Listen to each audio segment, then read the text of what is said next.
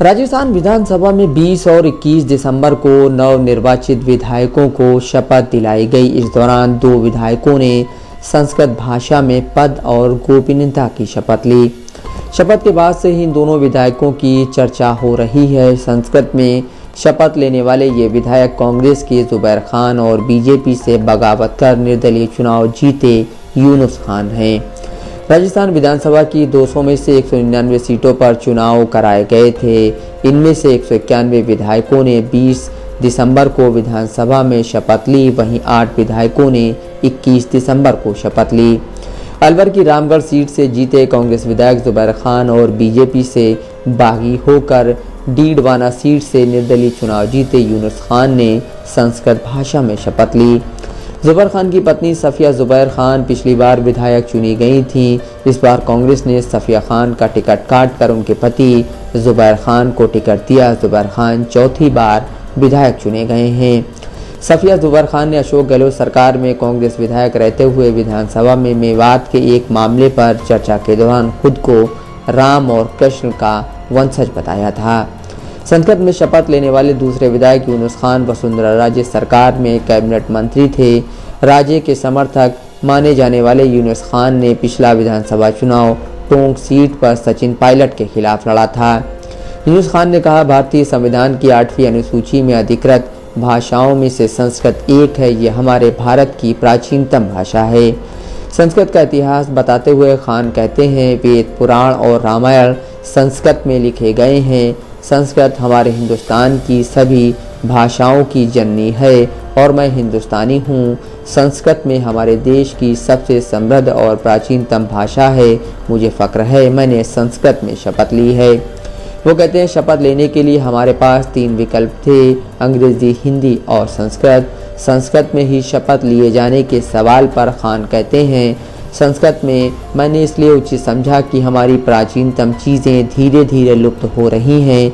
उन्हें हम नहीं अपनाएंगे तो कौन अपनाएगा। संस्कृत हमारी भारतीय भाषा है। यूनुस खान ने स्कूली शिक्षा के दौरान संस्कृत विषय की पढ़ाई की है। वह कहते हैं, मैंने 8वीं कक्षा तक संस्कृत पढ़ी है। साल 1976-77 में मेरे माता पिता ने मुझे स्कूल में संस्कृत भाषा दिलवाई। वे अनपढ़ थे और उस समय उन्होंने मुझे संस्कृत की पढ़ाई करवाई।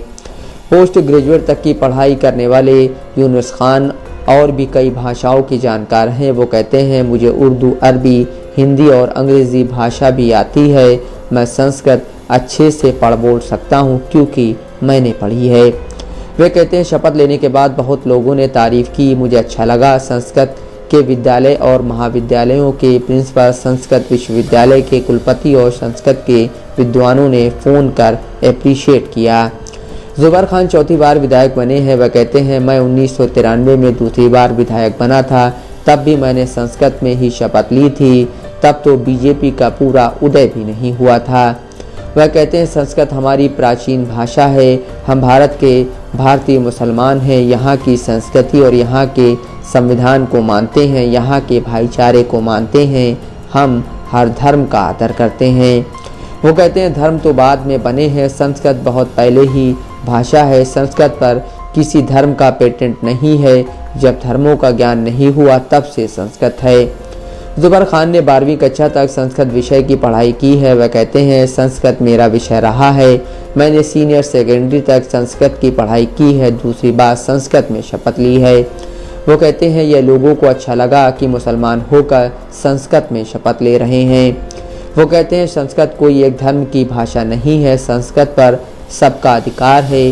कोई भी धर्म किसी भाषा और किसी भी धर्म के खिलाफ शिक्षा नहीं देता है।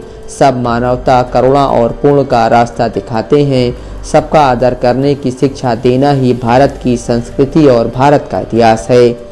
विधानसभा में 20 बीजेपी, 1 निर्दलीय और 1 कांग्रेस विधायक ने संस्कृत में शपथ ली है।